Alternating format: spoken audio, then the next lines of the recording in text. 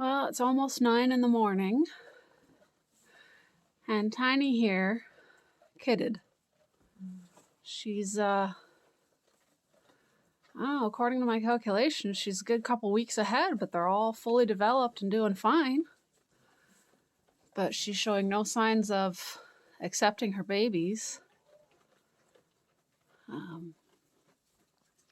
I didn't have her in the birthing stall, so she had a bit of a rough time getting in here. She doesn't like me much. She's the one goat that's super skittish. And she got her babies in there. There's one boy, one girl.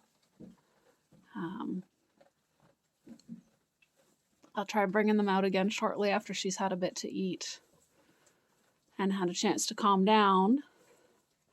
But we were watching Sweetie closely. You see her udders popped. Her babies have dropped. She just hasn't kidded yet. And we totally missed out on Tiny because she's always running away from me. Doesn't let me catch her to check her. And I wasn't watching her too closely because, like I said, she shouldn't be due yet. She should be due next month. But we will keep watching the situation, but I may end up having bottle babies here, unfortunately. We'll see. So these are the babies. The little black one's the boy. The little brown one's the girl. And Tiny is showing full-on avoidance. She won't look at them. She won't smell them.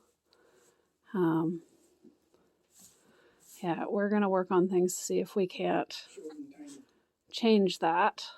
But they're strong. They're good. They're healthy. Good size. They're just looking for a mama now. But I think she was a little traumatized by the whole thing. And she's kind of calling for them, but avoiding them when they get close. As if they're terrifying monsters. We'll see. I think little Tiny here is in shock. She had her hot molasses water and sucked that right up. I'm giving her some grain now. She's just kind of shaking and shivering. She might be in pain. If I had pain meds, I'd give it to her, but I think she's in a little bit of shock over all of this, and she was scared. And so I've spent some time sitting here and just petting her, and she's been licking at my fingers. And when I went out to get the grain, she got close to the heat barrel and was kind of smelling at the entrance. So she might yet accept her kids once she's feeling a little bit better. Hopefully. It's warmer in here than outside. She should settle in and get some rest. It's hard work. It's her first time, too. She's never done this before, doesn't know what it's all about. But I will keep an eye on. The boy definitely got his colostrum. The girl, I think she got about 2 swallows. I want her to get more. But she wasn't really trying yet. So I popped her under the heat again with her brother and let her warm up and rest, and we'll try again a little bit later.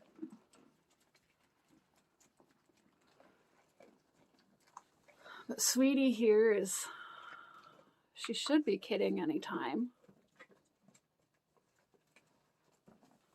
I'm glad today was a holiday and I wasn't out on the bus. Might have lost these guys if that was the case. Out in the cold.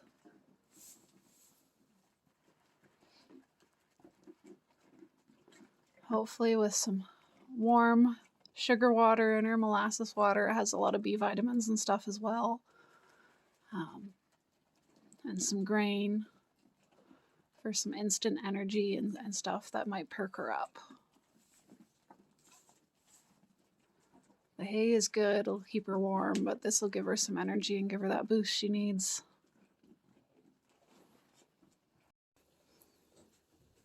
So there's Tiny over there. She just passed her placenta, so that's good.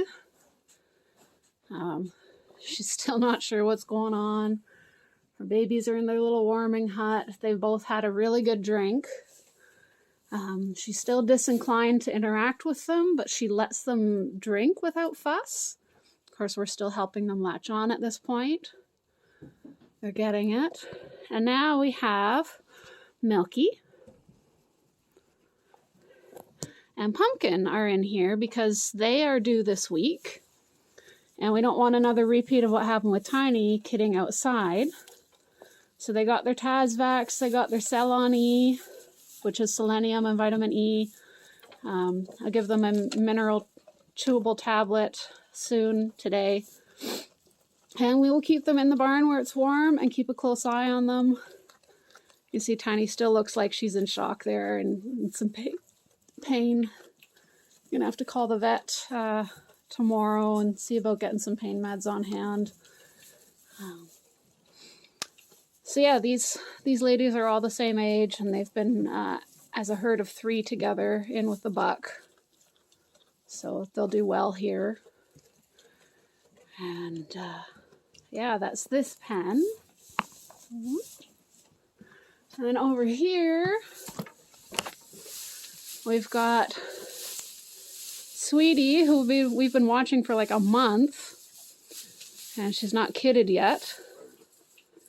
And Cinnamon, and they are also due this week or next week.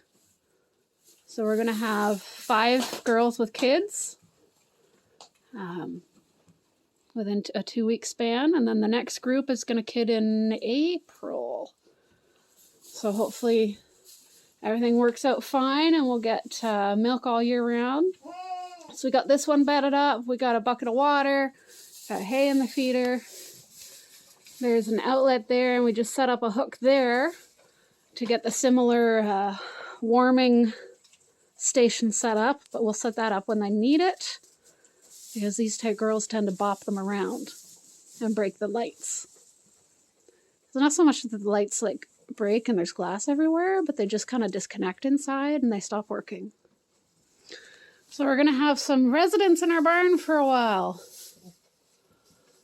Some big mamas. These two are from the older generation. They're the mamas of the girls in the other stall. Quite happily eating. I thought for sure Sweetie was going to kid out last night. I came and checked on her at 4 in the morning at minus 20 Celsius, and she was laying down and she was moaning and groaning, and like really moaning hard as if she was pushing, and then she got up and nothing happened. So she's driving me nuts this year. I keep thinking she's going to kid and she doesn't. But I'm going to have to be out every 2 hours to make sure these 2 little ones are on Tiny for milk, and maybe she'll learn to accept them. Maybe not. They might be bottle babies, but we will try. I'm going to spend a good solid week, if not 2, trying to get them on her and have her accept them. But like I said, she looks like she's in shock, and that does not help with accepting kids.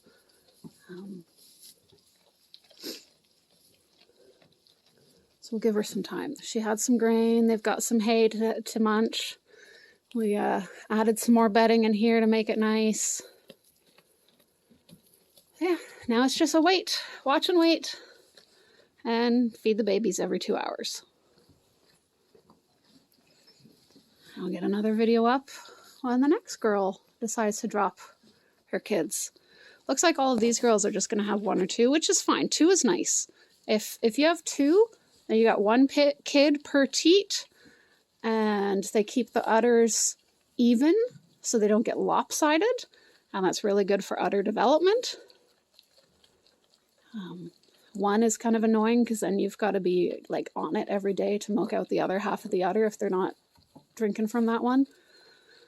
So yeah, I'm hoping for 2 from everybody. She certainly didn't look big enough for 2, but she had 2 big healthy babies, so I'm hoping these other girls have 2.